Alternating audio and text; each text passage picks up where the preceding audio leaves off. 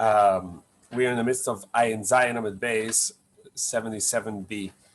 The Gemara is dealing with the Mishnah, where the Mishnah had said that when a carbon becomes tamei in five karbanos that are communal carbon, the even though that the carbon is tamei, it will be the fact that it's communal carbon that's allowed, that supersedes tuma, that can be brought, even though that there is tuma, that will allow the carbon to be brought, but not to be eaten. And we assume that means eaten by the Kahanim, or even that it may not permit being consumed by the Mizbeach, that you can't put the parts on the Mizbeach and only the blood can be spritzed. Now, as we saw yesterday, there are two versions in Rabbi Yehoshua, whether or not it's allowed to be consumed by the Mizbeach or even by the people eating it, and that we're going to see today. But the concept is that Rabbi Yeshua holds that in ein basar, ein damim, ein damim basar, that you can't spritz the blood of the Mizbeach, of the carbon on the Mizbeach, if it doesn't have a consumption of the meat as well. And you can't have the meat go on the Mizbeach or be eaten by the Kahanim if you don't have blood spritz on the Mizbeach. So if either of those became invalidated to the degree that you didn't bring it, then the other part wouldn't be valid either. We also had a machlokas in the Gemara, really, if tzitz maratza ala achilos, whether the tzitz, which validates carbonas that have been brought by, even though there's tuma, it validates the carbon that sits, the golden plate with Hashem's name on it that the Kohen wears on his forehead, is there to atone for and therefore validate a carbon that was brought betuma. And the question is, does that only atone for the having spritzed the blood on the Mizbeach to make it valid, or also to allow it to be consumed either by the Mizbeach, the parts that go on the Mizbeach, or by people eating the remainder of the carbon? And another machlokas was whether or not, when we say something is permissible when it's tamei, does that mean, or the communal carbon is brought when it's tamei, does that mean that there is no prohibition, hutra, it's made permissible, or dechuya, it's set aside, meaning the prohibition is still in place and the tuma supersedes it, but you still require something to take care of the prohibition, and that would be the requirement of the tzitz. So the Gemara was in the midst of trying to figure out Rabbi Yeshua's opinion, can it fit with our Mishnah?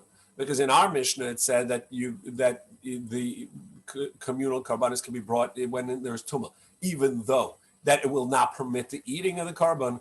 Well, according to Yeshua, if you don't eat, you can't bring the blood. If there's no blood, you can't eat it. And also that we had the concept that the tzitz does not atone for the tumah of eating. So it cannot not be brought. And so then we had the Gemara proposed that by menachos, by a mincha offering, where only the equivalent to the spritzing of the blood, which is the fistful that the Kohen takes and puts on the Mizbeach, only that part is required. And even though Rabbi Yeshua said that for a zavachim, for a regular carbon, it requires both that you spritz the blood and also do something with the meat. There has to be some of the meat still valid in order for the carbon to be valid, for the blood to be spritzed. In a mincha offering, he doesn't require the two because there is no equivalent to that.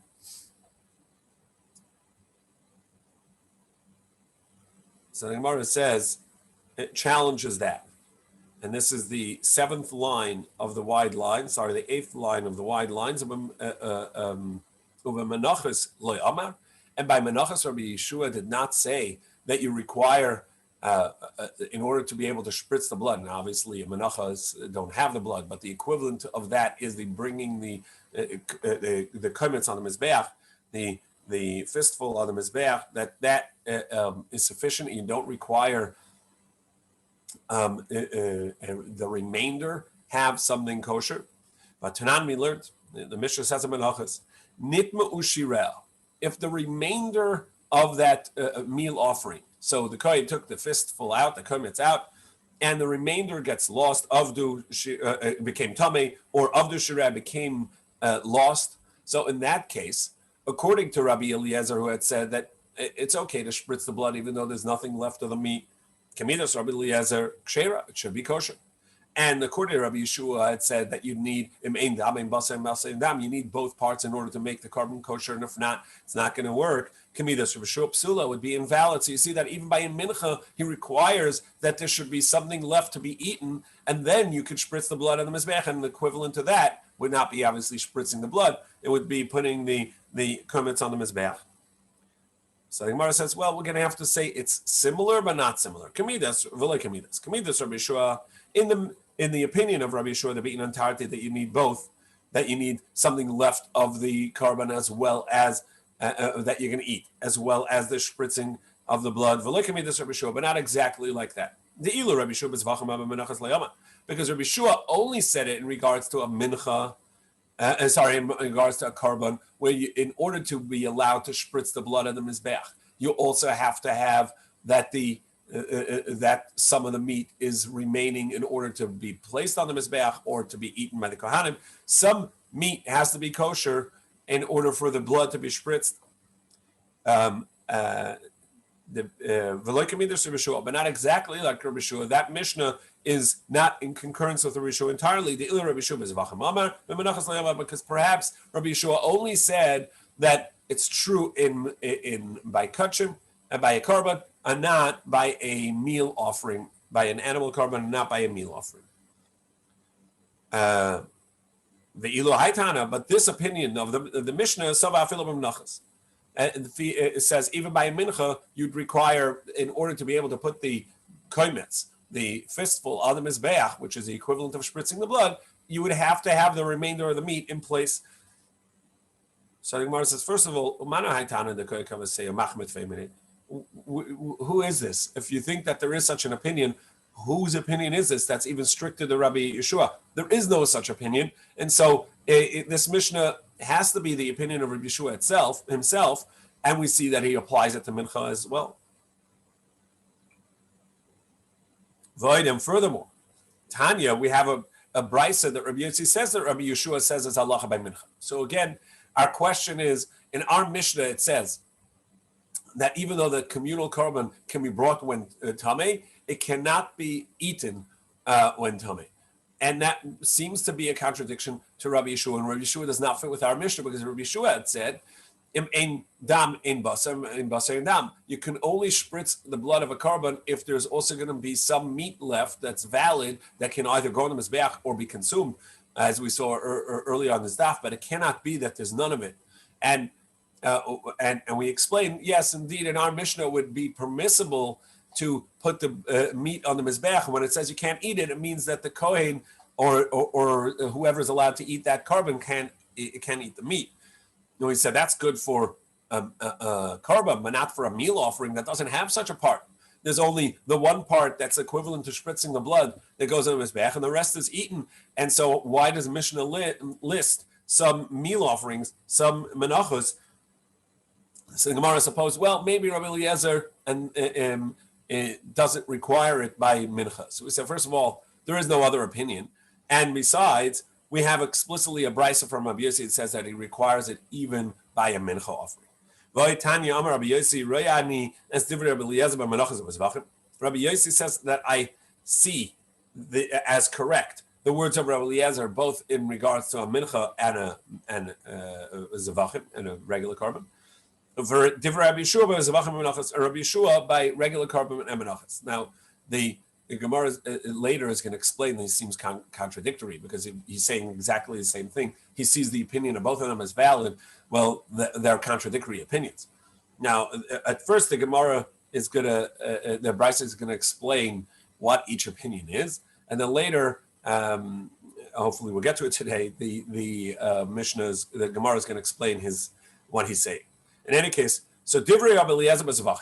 The opinion of Rabbi Eliezer by a regular carbon is Shaya Emed that said Damaf Pishay Masar, that you can spritz the blood of the mizbeach even though there's no kosher valid meat. from the carbon that was became tamei, it got lost, whatever it may be, there's nothing left. Nevertheless, you can spritz the blood on the mizbeach. And he also sees the opinion of Rabbi Yeshua that it said that if there's no blood left, it all spilled or became tamei, you cannot consume the meat. And if there's no meat that's valid to be for consumption, you can't spritz the blood. He also sees the opinion of Rabbi Eliezer in regards to menachas and mincha offering that you can bring the fistful, the kaimetz, onto the mizbech, even though there's nothing left of the remainder to be eaten. And and also the opinion of Rabbi Yeshua in regards to meal offering and menachas, that if you don't have anything left to be eaten by the kohen, then you cannot bring the kaimetz onto the mizbeach. And if you don't have a kaimetz that's left, it got spilled, it got lost, whatever, you cannot eat the remainder of the menachas. Now, it's whatever the meaning of this price is, because it's self-contradictory. The point is that's clear in regards to what our conversation is. You cannot say Rabbi Yeshua is of the opinion that only in regards to a regular carbon can you only spritz the blood if there's some consumption of the meat, whether by the kohanim or on the mizbeach.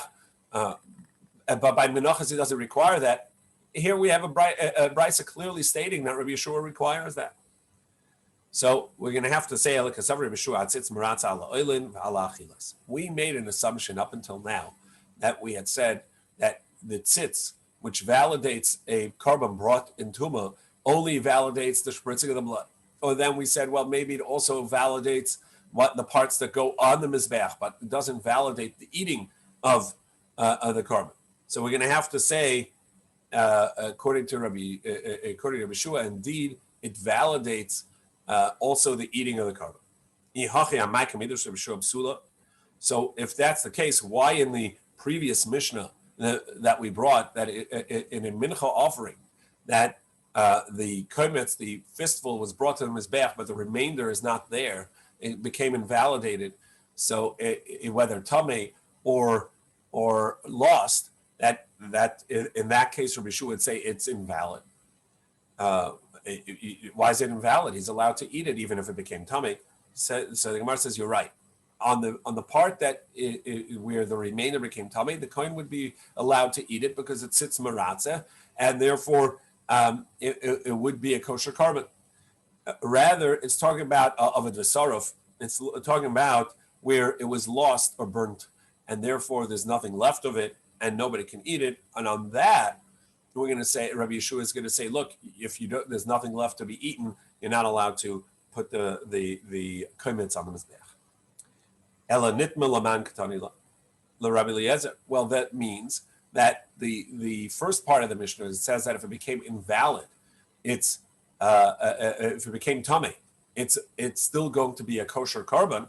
That's only there to teach you the opinion of Rabbi Eliezer. That can't be, because Rabbi Eliezer already tells us that even if it's entirely lost, burnt, it's going to be kosher for sure if it's tamei.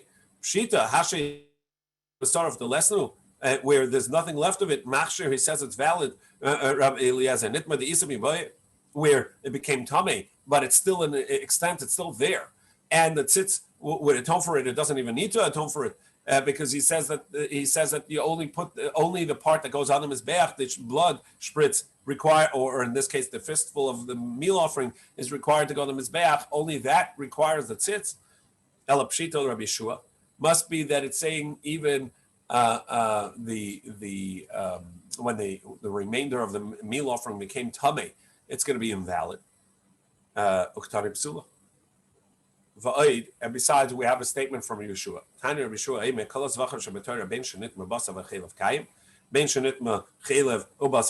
All karbanos in the Torah, regardless of whether the meat became invalid, but there's a little bit of the fats left, at least an olive size, or all the fats became invalid, but there's a little bit of the meat left. Zerikas adam, you can spritz the blood. Aval nitmu tarvaya, but if all the meat and all the fats became invalid, you cannot spritz the blood. So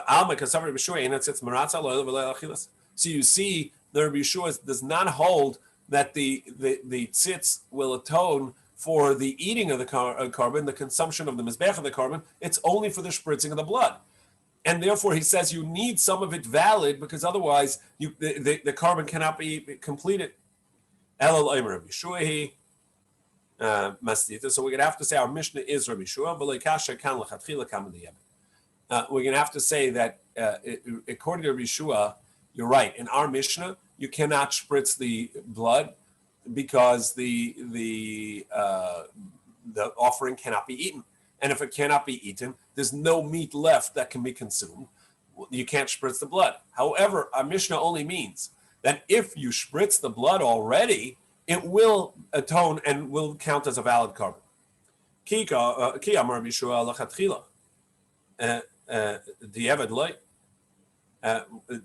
Yeshua said this, that it won't be valid, it's only lechatchila, don't spritz it. But if you did it, it's going to be okay, and that's the meaning of our Mishnah. So Gemara says, and how do we know that Rabbi Yeshua makes such a distinction, where he says that lechatchila, if you're about to do it, we're going to tell you don't do it. But if it's already done, it'll count as valid. The Tani we learned, if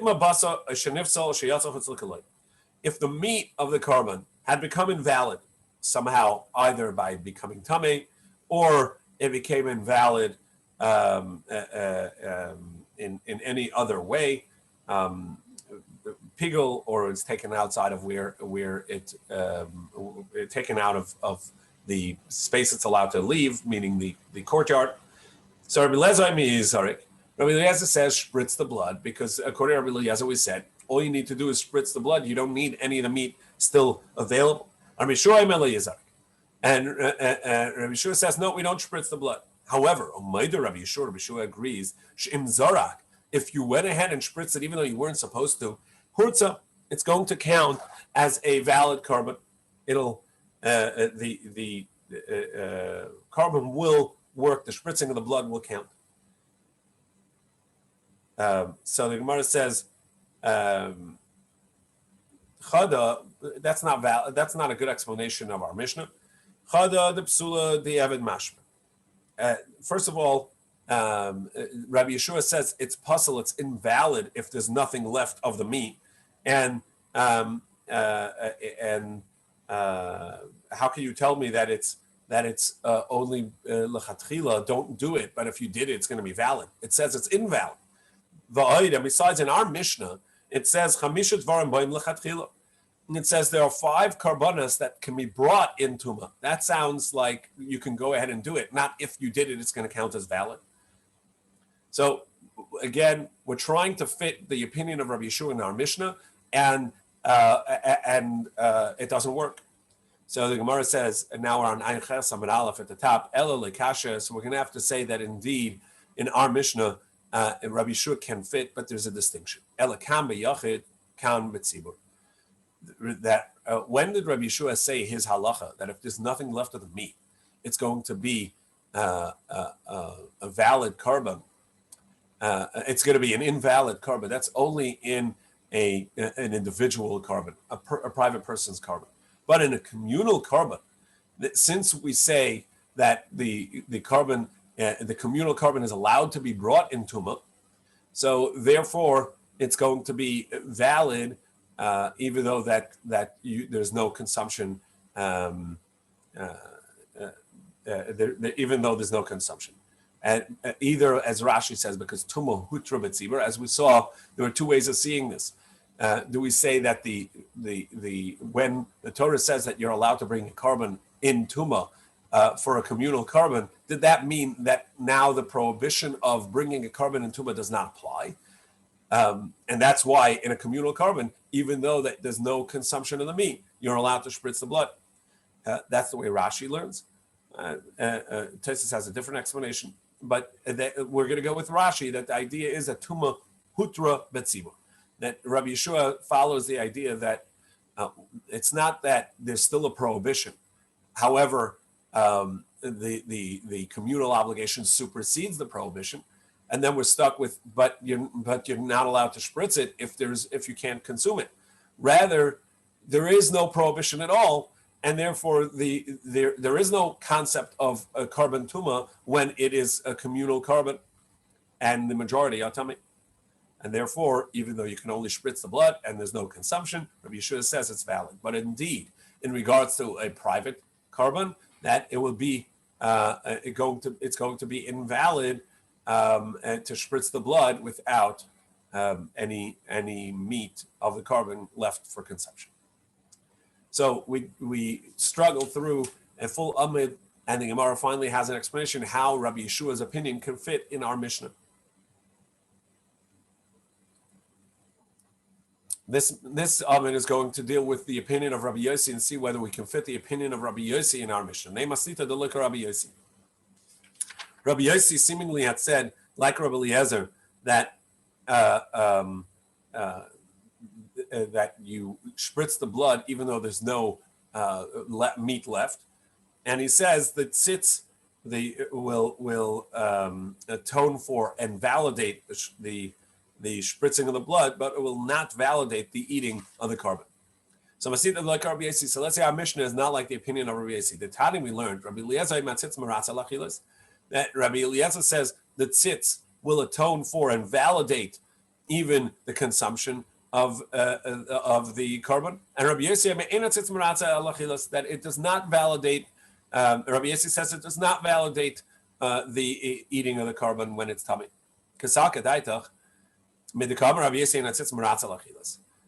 Since he says it does not atone for the consumption of the carbon when tummy, Rabbi Yeshua severely. Well, that would seem that then he means that it's like Rabbi Yeshua who says you need it to atone for, because you need to bring the carbon, have it consumed as well, either by the Mizbeach or by the Kohen. Who says you require both spritzing of the blood and some of the meat. So Nema Hashem Asita to like Rabbi Yossi. So that means our Mishnah can't be his opinion of Rabbi Yossi, because our Mishnah says the communal carbon in Tuma you can spritz the blood, but you cannot eat it. Like Rabbi Yossi Rabbi Eliezer.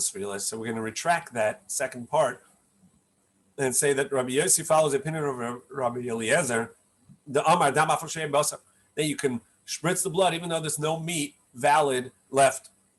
So the problem is, so then in regards to what does he say that the tzitz doesn't atone for the meat? You don't need the meat. You only need to spritz the blood.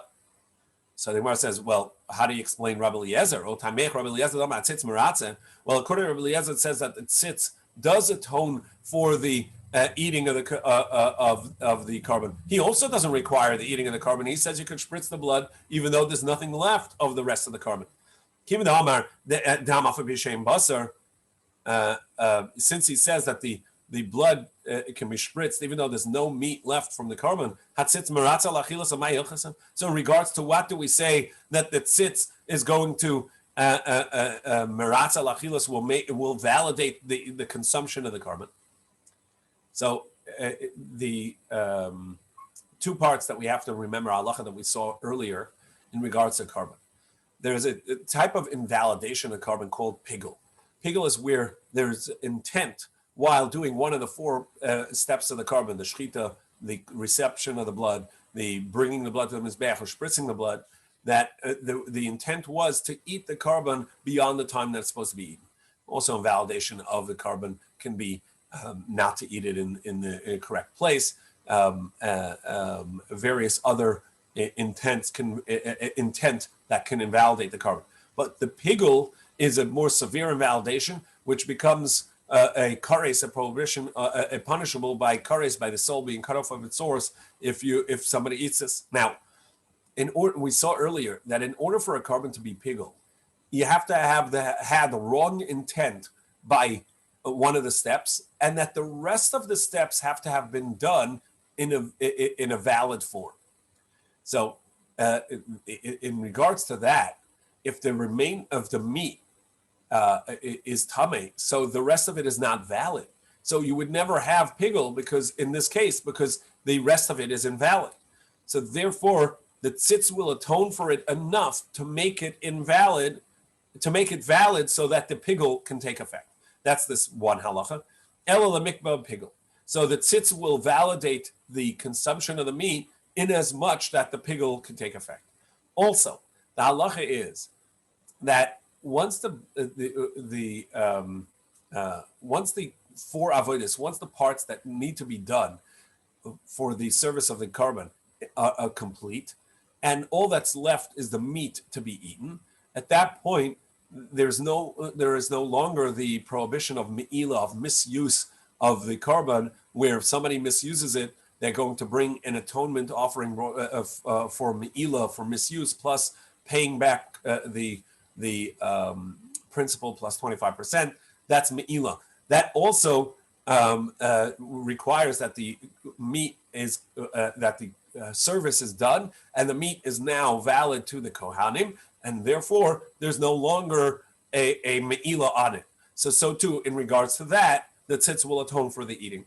So there's two relevant halachas, not for the actual consumption, because it says that's not necessary, but there are two relevant halachas that come to fore if the rest of the meat is valid for consumption. That at that point the pigul becomes set, and the me'ilah is no longer relevant. And for that, we need the halacha that the tzitz maratza, that the tzitz will atone or validate the eating of the carbon in order for these halachas to come into place. And in regards to that, Rabbi Lezer Savad tzitz maratza lave, the tzitz validates the consumption, umash v'leikator, and considers it a and v'kavale b'pigul, and therefore the rest of the carbon is valid, and it becomes pigul if you had the wrong intent. Umapik lemidei me'ilah, and the me'ilah no longer applies because it's no longer a carbon for the mizbeach. Now it's to be consumed by the kohen. Rabbi Yossi Sava lemeratz tzitz alave, and Rabbi Yossi says no, the tzitz does not validate the consumption. And so therefore the rest of the carbon is not valid, and so the having had the pigul intent at one step will not count, because it requires the rest of the carbon to be valid, and here the rest is not valid. It also never left the status of me'ilah, and somebody misuses this is going to have to pay back 125% and a carbon me'ilah because the carbon was never complete, because the consumption of the carbon was never validated.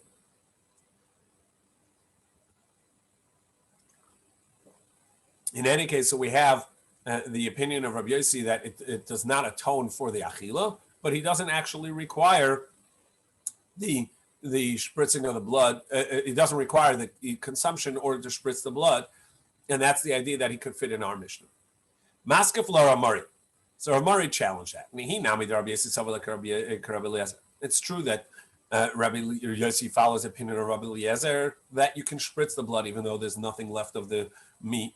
Mishlom mizvachim ikadam. So that's true that you can spritz the blood even though there's no consumption of the meat, and so therefore it will count as a valid carbon, and we can fit it in our Mishnah. When our Mishnah said these 5 carbonos that when the community is tummy, in the majority of community is tummy, that you can bring the communal carbon, that would be valid. Why? Because you could spritz the blood even though there's nothing left for consumption. But there's only 4 of them that have either spritzing of the blood or something equivalent to that, because the carbonos, the animal carbonos parts, have spritzing of the blood. Ikadam.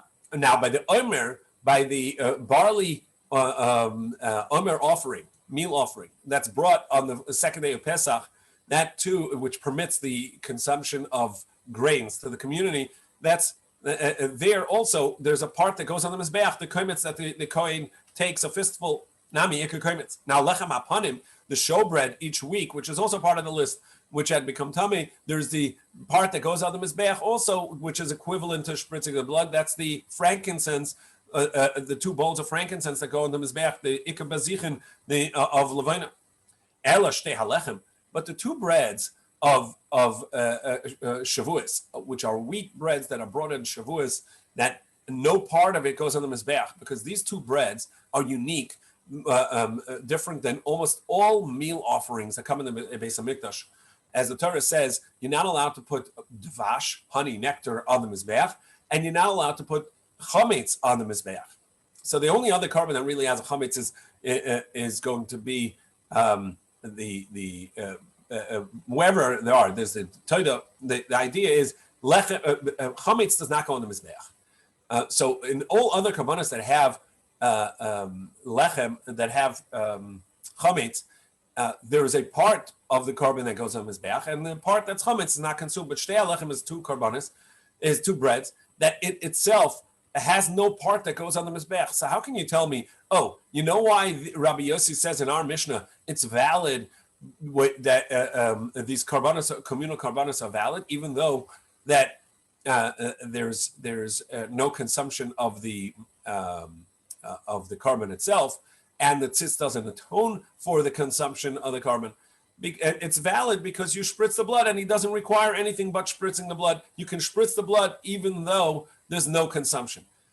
And the equivalent to that would be in a meal offering. You could put the fistful, the kaimetz, on the mizbeach, even though there's no consumption. Or you can put the 2 bowls of levina, of frankincense, on the mizbeach, even though there's no consumption of the bread.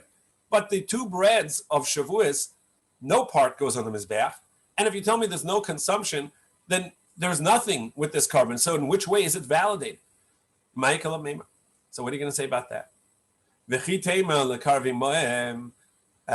if you tell me, well, it's true that these are independent karbanos, but you can also bring the lambs along with it, the communal karbanos that come for shavuos can be brought together with it. Said, okay, but then that's the communal karbanos. That's a part of the list of 5 we said was the shtei alechem, as well as the communal peace offerings that come in shavuos. Well, that is already listed. So if you're telling me that the validation of the 2 breads is in regards to that you can bring the karbanos, that's already mentioned. So you really only have 4 things that are validated, that are valid in a communal carbon. That's tamei. So you only left with 4, and we have 5. So we're going to have to say that Rabbi Yossi does, like we just explained, according to Rashi, Rabbi Yeshua's opinion. We're going to have to say that Rabbi Yossi also says tuma hutra betzibur, that a communal carbon that's allowed to be brought, even though that it's tamei, it's not that the tuma invalidation is in place, it's just that the communal obligation supersedes it. Rather, there is no communal prohibition of bringing a carbon betuma, and it's completely permissible, and therefore it's valid, even though there's nothing to be without that sits atoning for it. It's going to be valid. Well,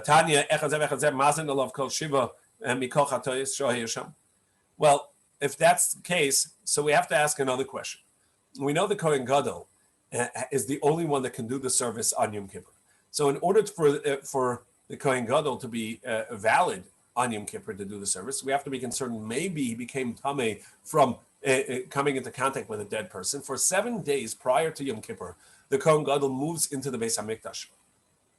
And every day of that 7 days, he gets spritzed with the red heifer water, the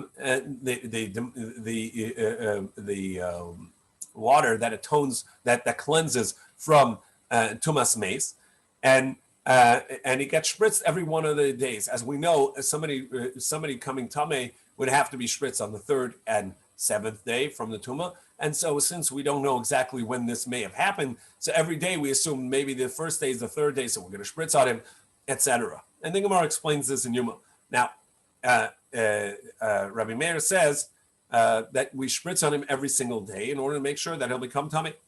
And become tar, will be valid for the service in Yom Kippur. And Rabbi Yossi says,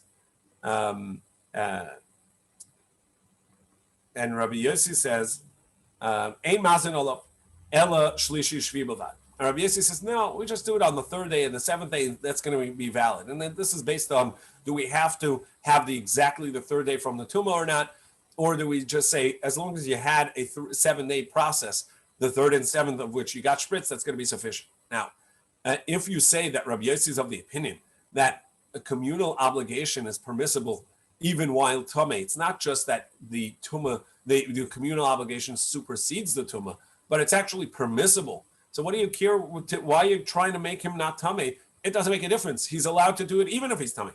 Why do you need to spritz it at all? So rather, we have to stick with the explanation that in our Mishnah does not fit with the opinion of Rabbi Yossi. Rabbi Yossi does not fit with the opinion of our Mishnah. So our Papa said to Abaye, Rabbi Yossi, now let's go back to explain the statement of Rabbi Yossi, where he said that Rabbi Eliezer and Rabbi Yeshua, he sees both of their opinions as valid. And that's contradictory, because one says that you can spritz the blood even though there's no carbon left, and there's no, and the other says no, you need some meat left in order to be able to spritz the blood. You need some blood left to spritz, and if you want to put the parts that go on the mizbeach. He's using the document to charge two different people. In other words, he's using a halacha on two ends that are contradictory. The Tani we learned. Rabbi Yossi said, "Rayan is different. Rabbi Eliezer was zvachim. The different Rabbi Yeshua was zvachim." He says, "I see the opinion of Rabbi Eliezer in regards to karbanos and Rabbi Yeshua's opinion. Different Rabbi Eliezer by menachos, different Yeshua by menachos, and those are contradictory opinions. As we said, Rabbi Eliezer said you can spritz the blood even though the rest of the carbon is invalid. Rabbi Yeshua says you can only spritz the blood if there is something left valid of the rest of the carbon." So he sees Rabbi Eliezer's opinion that you can spritz the blood even though there's nothing left of the meat, nothing left of the carbon. And Rabbi Yeshua and the opinion of Rabbi Yeshua that you cannot do you spritz the blood if there's no meat, and you cannot put the meat on the mizbeach if there's no blood to spritz. But those are contradictory opinions. And also he said the same thing in regards to meal offerings. That you can put the kaimitz, the fistful, on the mizbeach, even though there's nothing left to be eaten from the remainder of the bowl of meal offering where he took that fistful from. And also and the opinion of Rabbi Yeshua,